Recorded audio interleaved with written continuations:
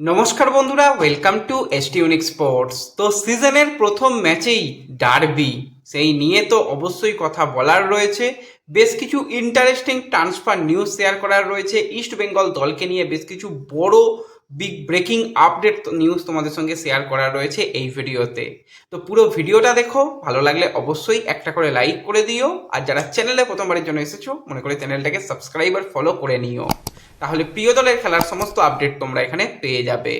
তো চলো আর দেরি না করে ভিডিও শুরু করা যাক। তো সবার প্রথমেই যদি আমরা একটু আর্জেন্টিনার খেলা নিয়ে কথা বলি, তো ভোর রাতে আর্জেন্টিনা দুর্দান্ত খেলেছে এবং একটা পুরো পারফেক্ট সিনেমার মতন ম্যাচ আমরা দেখতে পেলাম।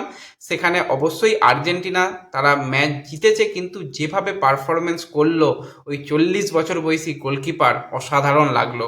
পুরো টিম যেভাবে আজকে আর্জেন্টিনাকে প্রেসারে রেখেছিল, সত্যি একটা আউটস্ট্যান্ডিং ম্যাচ হয়েছে। এবং কেপাবার্তের মতন জায়গা, দেশ, সেখানে এত ভালো তারা ফুটবল উপহার দিল, আর আমাদের এখানে এত বড় ভারত, সেখান থেকে আমরা ওই 11টা প্লেয়ার আর কিছু সাবস্টিটিউট তৈরি করতে পারলাম না, খুব খারাপ লাগে।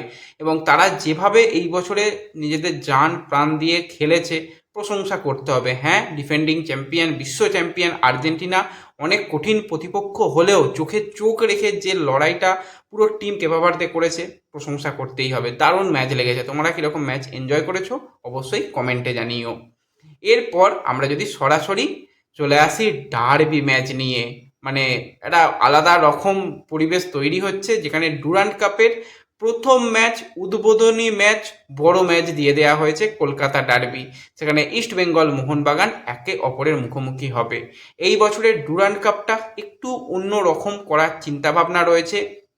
উদ্বোধনী যে অনুষ্ঠান, সেগুলো বেশ জমকালো অনুষ্ঠান করার কথা রয়েছে। এবং উদ্বোধনী ম্যাচে ডার্বি দেওয়ার কারণ, সেখানে মাঠে অনেক বেশি দর্শক সমর্থক থাকবে, তাদের সামনে এইরকম একটা অনুষ্ঠান করা, তাতে কোনো রকম সমস্যা কিন্তু নেই। কিন্তু এটা মানতে হবে, সিজন শুরু হচ্ছে, সেখানে প্রথম ম্যাচই ডার্বি খেলাটা চাপের ব্যাপার। এই কারণে আমাদের এই অপদার্থ ফেডারেশনের কারণে এখনো পর্যন্ত কোনো বিদেশি প্লেয়ার তাদের ভিসা পাচ্ছে না।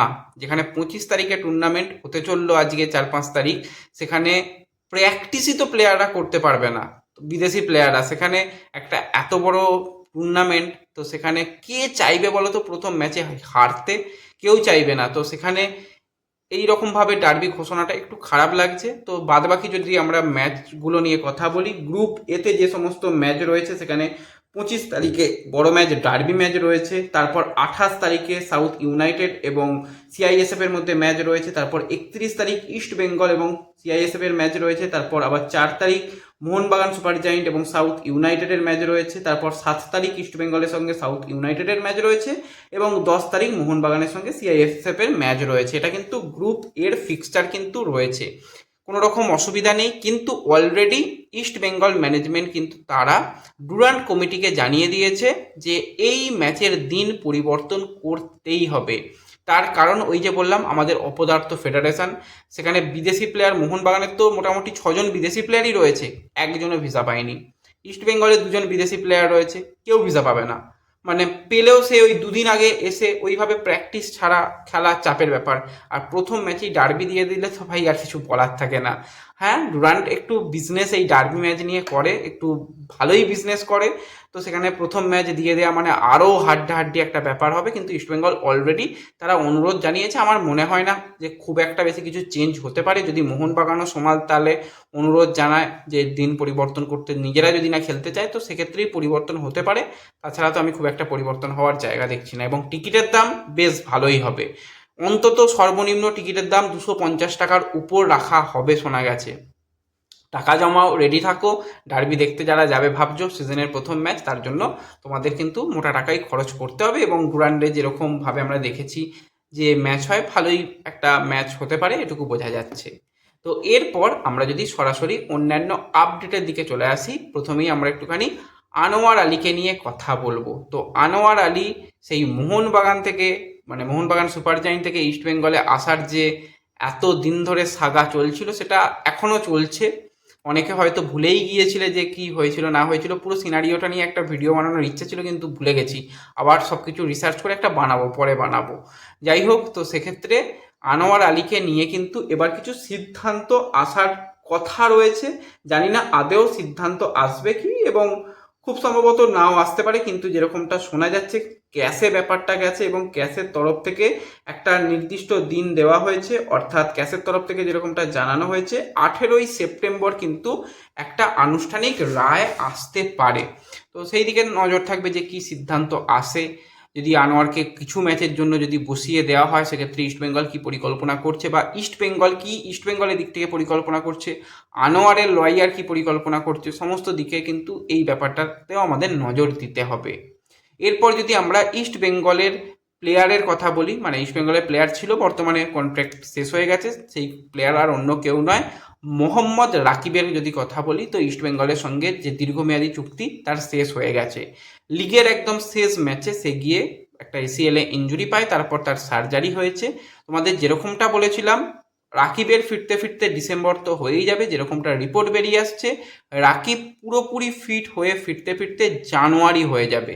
তো সেক্ষেত্রে রাকিবের সঙ্গে নতুন করে ম্যানেজমেন্ট চুক্তি করবে বলে তো মনে হয় না, কিন্তু এটাও ঠিক পুরো সিজন ভালো খেলেছিল, শেষ ম্যাচে ইনজিওর্ড হয়ে গেছিলো, তার কাছে এখন বর্তমানে কোনো ক্লাব নেই। যদি ক্লাব তার পাশে থাকে খারাপ হবে না, দেখা যাক যদি কিছু করে সেই দিকে আমাদের নজর থাকবে, কিন্তু নতুন করে এখনই তার সাথে যে একদম পার্মানেন্ট কিছু চুক্তি হচ্ছে সেরকম নয়, কিন্তু ক্লাব তার পাশে রয়েছে এটুকু আশ্বাস দেয়া হয়েছে বলেই শোনা গেছে, তোমাদের সঙ্গে শেয়ার করলাম।